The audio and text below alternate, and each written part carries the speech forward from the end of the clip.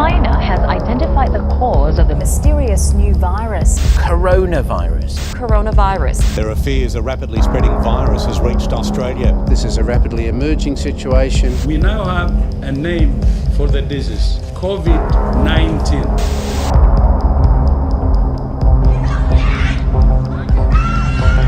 Walo na po, mga kapuso, ang kumpirmadong positibo sa COVID-19. The number of Filipinos testing positive for the coronavirus is rising by the day. Reported its second case of the disease and the country's first novel coronavirus-related death. COVID-19 can be characterized as a pandemic. Community quarantine is hereby imposed in the entire of Metro Manila.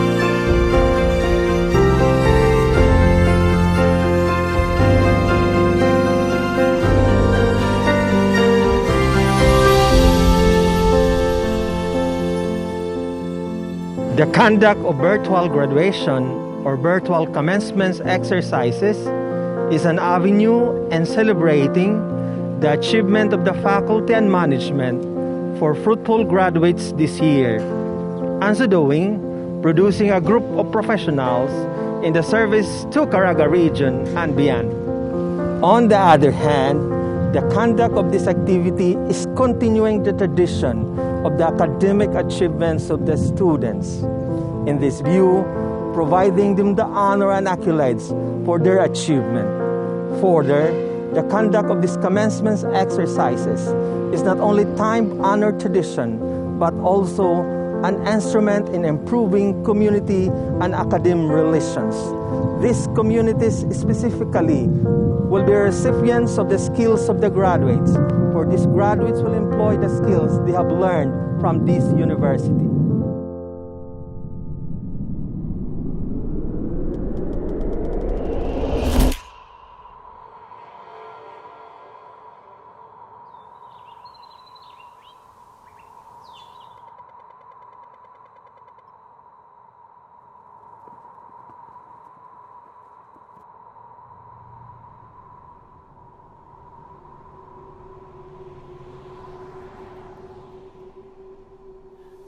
Amazing grace, how sweet the sound.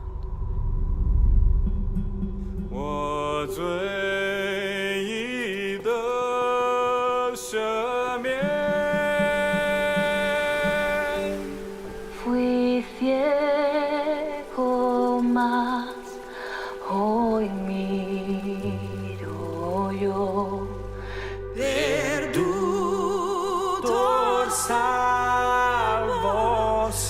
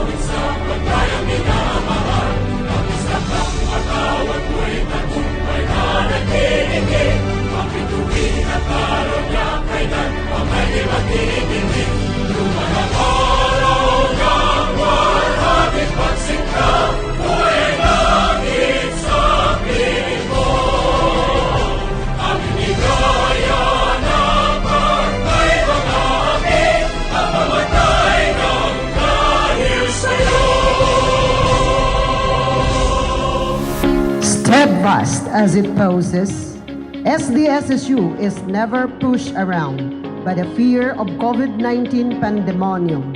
It remains focused forward, led by its vision, transforming captivity into freedom, and fly high its flag in Asia and the Pacific.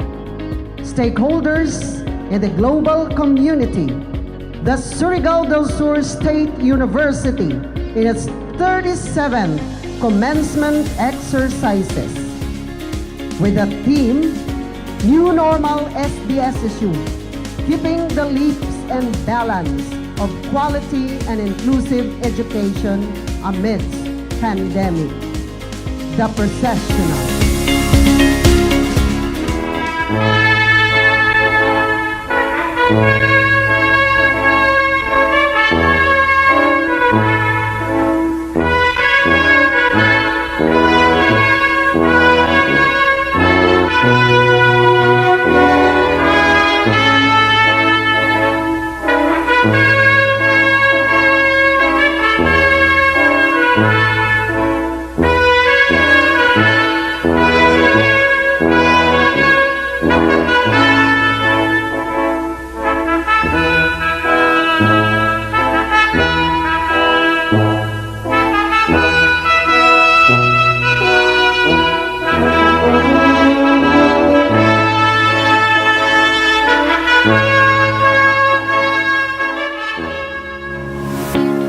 Pronouncement. Catherine F. Solomon, Mel, Board Secretary 5.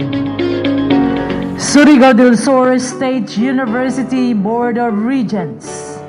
Resolution number 3, series of 2021. A resolution approving the 1,125 candidates for graduation in various curricular programs for academic year 2020-2021, subject to the submission of certificate of compliance in all requirements for graduation by the registrar.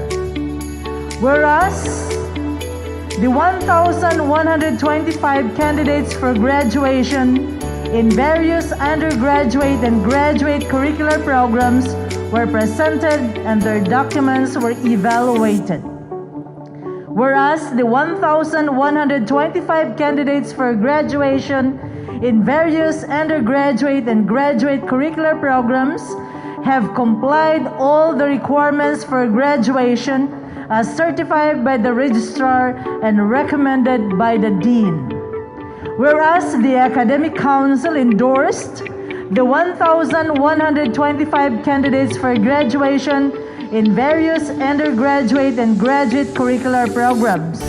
Now therefore, after discussion and deliberation, upon motion passed and duly seconded, the Board of Regents resolved, as it is hereby resolved, to approve the 1,125 candidates for graduation in various undergraduate and graduate curricular programs for academic year 2020-2021, subject to the submission of certificate of compliance in all requirements for graduation by the registrar. Adopted during the first quarter regular Board of Regents meeting via Zoom on May 17, 2021. Unanimously approved. Signed by the chairperson of the SDSSU Board of Regents and at the same time, Commissioner of the Commission on Higher Education, Honorable Perfecto A. Alibin. Vice Chairperson and the University President, Honorable Basilidis Aristal. The representative of the Chairman and Senate Committee on Education, Arts and Culture, Honorable Loquin Sartorio. The Regional Director of the National Economic Development Authority, Caragal Region, Honorable Priscilla Sonido. OIC Regional Director, Department of Science and Technology, Caraga Region, Honorable Noel M. Aho. President, Federation of Alumni Association, Honorable Ponciano G. Almog. President, Federation of Faculty Club Associations, Honorable Florecito D. Calog, and the President of the Federation of Student Supreme Government, Honorable Edgar Anthony Seaman. Certified true and correct by yours truly, Catherine F. Salomon, the Board Secretary 5. Presentation of candidates for graduation. Dr. Ariston G. Ronquillo, Campus Director. Mr. President, as designated Campus Director of Surigao del Sur State University Tagbina Campus, it is my honor and privilege to present to you candidates for graduation for school year 2020-2021. We have 98 candidates for Bachelor of Agricultural Technology. Mr. President, they await your confirmation. Confirmation of graduates. Dr. Basilides R. Istal, SUC President 3. By the power vested in me as the University President of Surigao del Sur State University, by its Board of Regents, and pursuant to the following board resolutions.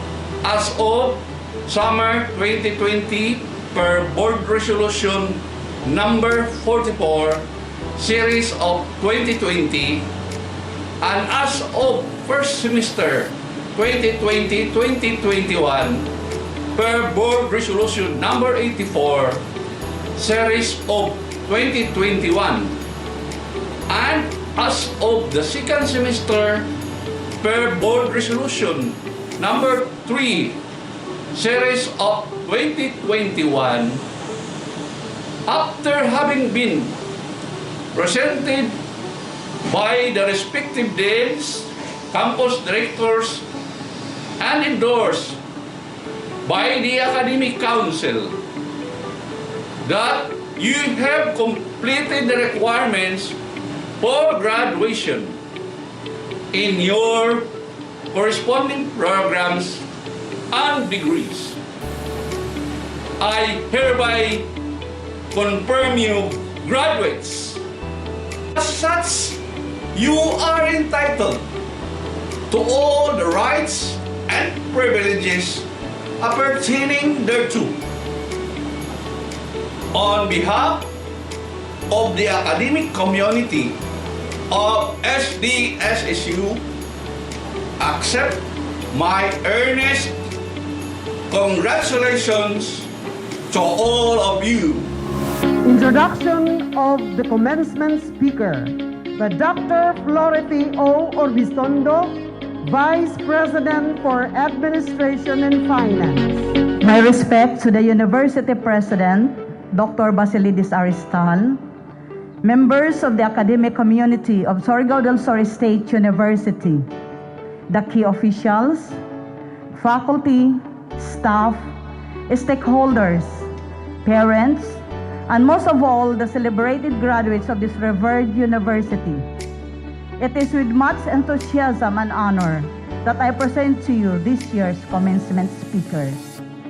Our speaker is a precursor of quality of education, being one of the pillars of the Commission on Higher Education, who has made a history on providing free tuition, being enjoyed by students in 112 state universities and colleges in the country. He has been appointed by President Rodrigo Duterte as chairman of the Commission on Higher Education until July 21, 2022. Such designation ensure the sustained and efficient implementation of services to the higher education sector. Before his designation as CHED officer in charge, he has served as commissioner since September 13, 2016. He is also currently the official spokesperson of the commission. Our speaker is a professor at the UP Diliman National College of Public Administration and Governance, where he has been teaching since 1992. He was Vice President for Public Affairs of the UP system for 2011 until he was appointed as CHED Commissioner. Indeed, there is a saying that with great power comes great responsibility. His unparalleled commitment to public service brought him concomitantly various tasks, serving as Commissioner of the United Nations Educational, Scientific, and Cultural Organizations, National Commission of the Philippines, and as advisor to the government negotiating panel with the National Democratic Front, Communist Party of the Philippines, New People's Army. Before joining the Duterte's administration, he was recognized as political analyst and decorated commentary host of the two programs on the longest-running TV network, ABS-CBN, with his programs No Filter and Toro Toro. His academic background speaks of profound achievement, making him an exemplary model as a student. Walking you through his academic formation, he obtained his BA History and Doctor of Public Administration degrees from the University of the Philippines, where he also previously served as the Vice President for Public Affairs from 2011 to 2016. He was a senior Fulbright visiting professor, fellow, at the Johns Hopkins University in Baltimore, Maryland in 2000 to 2001.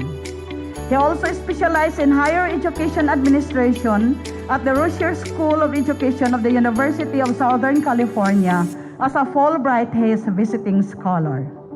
At the moment, Ched's biggest mandate is the implementation of Republic Act 10931, President Duterte's most important social justice program, the Free Higher Education. Our commencement speaker is a known strong advocate for increasing state subsidy for higher education. With his extensive experience and long-term commitment and dedication to public service, the Sooks are confident that under his leadership and the Commission on Higher Education, the universal access to quality tertiary education will be successfully rolled out. With much pride and joy that he honored us with his participation on this year's commencement exercises, please help me welcome a man whose commitment to public service is unequivocal and whose genuine vision for the youth of the country is truly inspiring and worthy of his respect and emulation. Please help me welcome, with resounding applause, our well-regarded chairperson of the Commission on Higher Education, Dr. J. Prospero de Vera, Dr.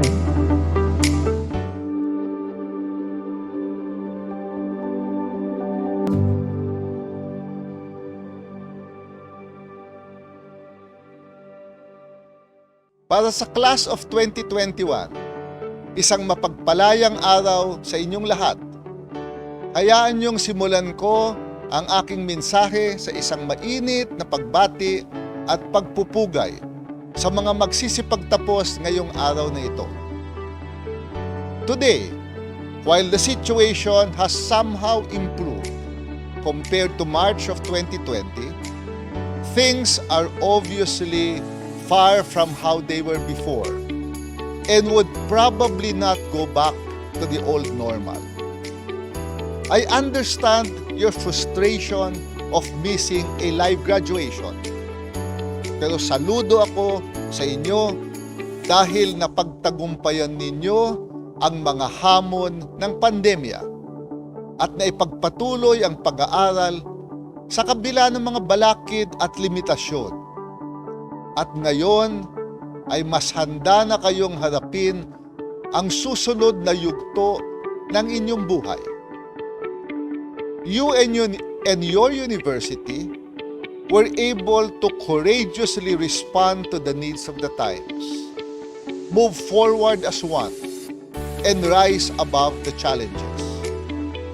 Now on the part of Ched, we acted quickly and conscientiously at the onset of the pandemic and devised ways to allow continued access to quality education through flexible modes of learning.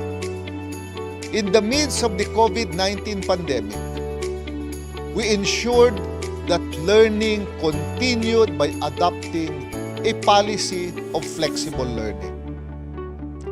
Sa aking pagpadyak sa iba't ibang pamantasan sa buong Pilipinas, ako'y nabigyan ng pagkakataon na makausap, makasama, at makahalubilo ang mga mag-aaral, guro at empleyado ng iba't ibang pamantasan at kolehiyo sa bansa. I heard stories of struggles in the midst of the pandemic. We recognize the diligence, patience, and hard work of both the administrators, the faculty, the staff, and most important, the students, for not allowing the pandemic to ruin your dreams and aspirations.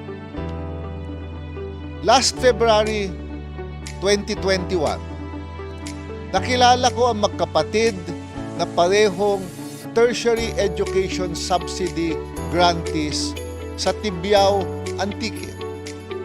Sila ay si Maria at Remigio Escudero mula sa University of Antique. Ang kanilang ikinabubuhay ay magtinda ng balut at pagtama ng pandemya, nawalan sila ng kabuhayan. When they received their subsidy during the COVID-19 pandemic in May, pagkatapos nilang gastusin ang kanilang test sa mga pangangailangan nila sa pag-aaral, ginamit nila ang natitirang test upang makabangon ang kanilang negosyo at makakuha ng panggastos sa pang-araw-araw na pag-aaral. Last month, when I was in Cebu, I met Renami Nunez. Si Renami ay test beneficiary ng 2 taon na. Ginamit niya ang kanyang unang test subsidy para kabitan ng kuryente ang kanilang bahay dahil naaawa siya sa kanyang kapatid na nag-aaral sa dilim. Her second subsidy was used to buy her first cell phone in her life, and her third subsidy to buy a second-hand laptop for herself and her brother. She continues to study to better herself. She will be the first in her family to get a college education. A few weeks ago during my bike ride, I met Catherine Ehe, who used her test subsidy para makapagpatayo ng sari-sari store at para ipagawa ang bubong ng kanilang bahay, makatapos niyang bilhin ang pangangailangan niya for flexible learning. And soon, I hope to meet some of the test beneficiaries in your university. These stories of success from our scholars are the reason why this year we claim victory for free higher education. These stories are proof that the Duterte administration prioritizes free and quality education for our young people. It is also with pride and happiness that I share with you that even in the midst of the pandemic, more than 1.6 million Filipinos in more than 200 public universities now continue to receive quality higher education for free. Sa iba't ibang panig ng ating bansa, ay narinig ko na mga kwento ng tagumpay ng ating mga mag-aaral, lalong-lalo na ang mga nakakakuha ng test at tulong-tulong. From their success stories, we can already claim that free higher education under RA 10931, the most important social legislation in the history of higher education, is a success. Overall, today, more than 2 million students are supported by the government amidst this global pandemic. so that the students can continue receiving quality education and move closer towards the realization of their dreams. Their dreams to improve themselves and to improve the plight of their families. As we therefore celebrate your graduation today, we look back at the years of hard work and determination, the unwavering commitment in your continuous quest for knowledge.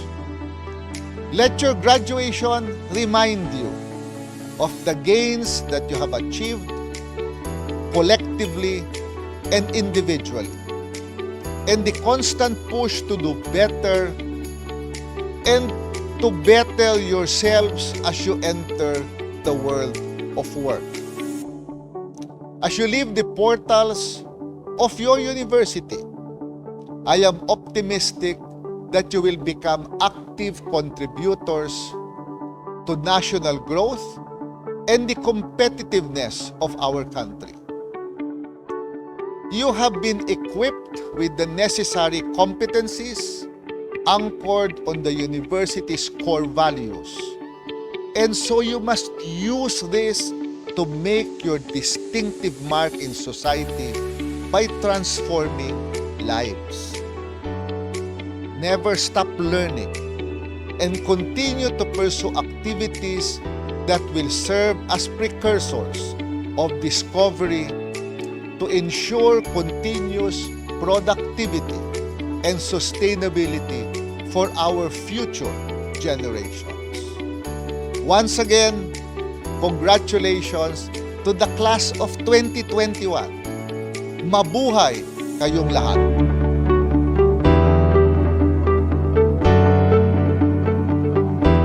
Surigao del Sur State University Tagbina Campus graduates for academic year 2020 to 2021. Bachelor of Agricultural Technology. Aban Rico Acosta, Kahayagan Tagbina, Surigao del Sur. Anyover Aldrin Tauon, Poblasyon Tagbina, Surigao del Sur. Apor Jesmi Betel, Magsaysay Tagbina, Surigao del Sur. Asio Jeremy Villacorta, Poblasyon Tagbina, Surigao del Sur. Baliling Region Maybanting, Magsaysay Tagbina, Surigao del Sur. Bayanban, Richmond Cabigues, Lower Tiniwisan, Butuan City. Bernales Louis J. Arquiza, Poblasyon Tagbina, Surigao del Sur. Busbus Earl Junri Garan, Matikdong, Tandag City, Surigao del Sur. Calanza Jason Casagda, Maputi Doña Carmen, Tagbina, Surigao del Sur. Cambrihan Robert Bitarmos, Maglambing, Tagbina, Surigao del Sur. Chato Archie J. Kitoy, Poblasyon Tagbina, Surigao del Sur. 5 Ralph J. Po Sangkina, Quezon, Tagbina, Surigao del Sur. Kutamura John Lu Pedrera, Manambia, Tagbina, Surigao del Sur. De la Cruz Alex Zacarias, Quezon, Tagbina, Surigao del Sur. Esito Jenny Madelo, Florida, Butuan City. Grumez Alvin Jr. Haro, Poblasyon Tagbina, Surigao del Sur. Gubok Gardner John Bucio, Barobo, Surigao del Sur. Haspe Edward Gibuyo, Osmeña, Tagbina, Surigao del Sur. Inosente Delwin Pamaos, Magsaysay, Tagbina, Surigao del Sur. Hamiro Brian Pabor, San Isidro, Bayugan, Agusan del Sur. Mr. Hamero is an academic performance awardee. Libre Zidekias Barrera, Hinagdanan, Tagbina, Surigao del Sur. Lunio Delnard Abaw, Poblasyon Tagbina, Surigao del Sur. Metila Arnel Loreto, New Tubigon, Sibagat, Agusan del Sur. Mindahao Luigi Sevilla, Amaga, Barobo, Surigao del Sur. Muwania Jorito Salem, Rizal, Barobo, Surigao del Sur. Niepes Mon Fernandez, Poblasyon Barobo, Surigao del Sur. Pablo TJ Anyora, Maharlika, Bislig City. Paderes Marjun Gregorio, Bayugan City, Agusan del Sur. Paulo Juniel Palma, Pamaypayan, Bislig City. Pakanot Harvey Apostol, Poblasyon Tagbina, Surigao del Sur. Pedra Blanca Jobert, Villaverde, Tagbina, Surigao del Sur. Perodes Noel Bolo, Tambis Barobo, Surigao del Sur. Reyes John Manuelo Bukhan, Quezon, Tagbina, Surigao del Sur. Sabornido Kerwin Burlat, Maglambing, Tagbina, Surigao del Sur. Samaco Marjan Vito, Quezon, Tagbina, Surigao del Sur. Sitoy Edsel Gomez, Hinagdanan, Tagbina, Surigao del Sur. Sultan Jamil Haziz, Poblasyon Barobo, Surigao del Sur. Tagaro Darwin Lomos, Poblasyon Tagbina, Surigao del Sur. Tangub Wendell Rom, Poblasyon Tagbina, Surigao del Sur. Telio Carlo Babay, Maharlika, Hinatuan, Surigao del Sur. Mr. Telio is an academic performance awardee. Tumampos Jovel Pilapil, Hinagdanan, Tagbina, Surigao del Sur. Tukip Wilfredo Jr. Serna, Quezon, Tagbina, Surigao del Sur. Varquez Tom Jason Masan, Javier Barobo, Surigao del Sur. Verano Mayjan Aniasco, San Roque, Bislig City. Adi Maribi Angela Nano, Dapdap Barobo, Surigao del Sur. Adtuon Genevieve Pedra Blanca, Villaverde, Tagbina, Surigao del Sur. Alba Aiza Vitor, Ginhalinan Barobo, Surigao del Sur. Albero Ney Labadan, Dapdap Barobo, Surigao del Sur. Aninyon Janice Cabica, Santa Fe, Tagbina, Surigao del Sur. Aros Jonalyn Buo, Maliksi, Tagbina, Surigao del Sur. Miss Aros is an academic performance awardee. Asombrado Jeneline Capol, Maglambing, Tagbina, Surigao del Sur. Bernales Jonalyn Liamoren, Poblasyon Tagbina, Surigao del Sur. Miss Bernales is an academic performance awardee. Boyser Hani P. Gudienes, Maharlika, Bislig City. Chavez Denzel, San Francisco, Agusan del Sur. Coles Catherine Melody Casiple, Doña Carmen, Tagbina, Surigao del Sur. Cuadra Mariz Montilla, Doña Carmen, Tagbina, Surigao del Sur. Dalubatan Loder May Gabito, Santa Cruz, Bislig City. Danao Sheila Estremos, Poblasyon Tagbina, Surigao del Sur. Datwin Daryl Ann Vicena, Maglambing, Tagbina, Surigao del Sur. Digamon Maylin Rivera, Bigaan, Hinatuan, Surigao del Sur. Bisoyo Mami Grace Albia, Bitoon, Hinatuan, Surigao del Sur. Echo Mary Joy, Talisay, Barobo, Surigao del Sur. Iliadora Jerilyn Giliera, Tagungon, Tagbina, Surigao del Sur. Innerland Maylin Aguiles, Tagungon, Tagbina, Surigao del Sur. Gata Regine May Tapdasan, San Roque, Bislig City. Gilbero Monica Naupan, San Roque, Bislig City. Gera Eva May Aton, Wakat Barbo, Surigao del Sur. Miss Gera is an academic performance awardee. Ilan Aiza Bungabong, Doña Carmen, Tagbina, Surigao del Sur.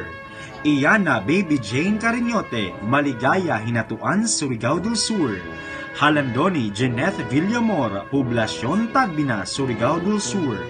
Halandoni Lizelle Samoya, Poblasyon Tagbina, Surigao del Sur. Hamero Diana Pabor, San Isidro, Bayugan City. Juarez Verma Calacat, Tambis Barobo, Surigao del Sur. Lamay Irene Tindoy, Santa Fe, Tagbina, Surigao del Sur. Lara Myra Joy Clapano, Poblasyon Tagbina, Surigao del Sur. Lihat Diana Jane Laurel, Uguban, Tagbina, Surigao del Sur. Lucernas Gladys Myra Quiñones, Tambis Barobo, Surigao del Sur. Luig Sara May Calanza, Doña Carmen, Tagbina, Surigao del Sur. Maceda Evangeline Ostos, Poblasyon Tagbina, Surigao del Sur. Miss Maceda is an academic performance awardee. Marquezano Jessica Puntilio, Tagungon, Tagbina, Surigao del Sur. May Banting Meljory Amancia, Magsaysay, Tagbina, Surigao del Sur. Molero Mary Ann Orquiza, Rojas, Hinatuan, Surigao del Sur. Muanya Gibel Salim, Rizal Barobo, Surigao del Sur. Narvaez Sara Serna, Poblasyon Bislig City. Orongan Rica Catamora, San Vicente 2, Tagbina, Surigao del Sur. Painandos Rachel Merquita, Poblasyon Barbo, Surigao del Sur. Platero Elivey Imnasi, Trinidad, Tagbina, Surigao del Sur. Purka Michelle Kasintahan, Poblasyon Tagbina, Surigao del Sur. Reyes Ana Miaga, Poblasyon Tagbina, Surigao del Sur. Ronquillo Daisy Lopez, Poblasyon Barbo, Surigao del Sur. Salvania Shani Cano, Suwa Barbo, Surigao del Sur. Sastrillas Iros Luas, Talisay Barbo, Surigao del Sur. Suldia Lani Mihurada, San Vicente 1, Bislig City. Sunico Jerilyn Luarez, Poblasyon Tagbina, Surigao del Sur. Tinay Dina Labrador, Poblasyon Tagbina, Surigao del Sur. Miss Tinay is an Academic Performance Awardee, Leadership Awardee, and Special Leadership Awardee. Tumampos Jimalin Pilapil, Hinagdanan, Tagbina, Surigao del Sur. Versosa Maria Lourdes Notarte, Dughan Barbo, Surigao del Sur. And Yuson Jelly May Mabayaw, Bigaan Hinatuan, Surigao del Sur. The Recessional March.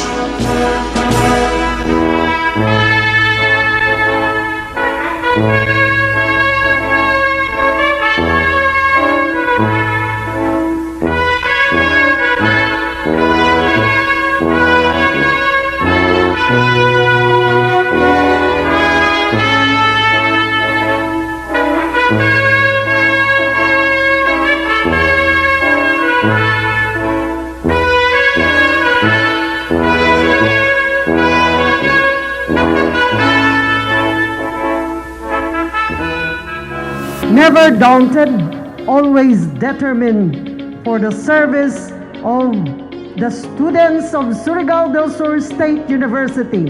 Another milestone of academic year 2020 and 2021. Ladies and gentlemen, that's our academic pursuit now on harvest.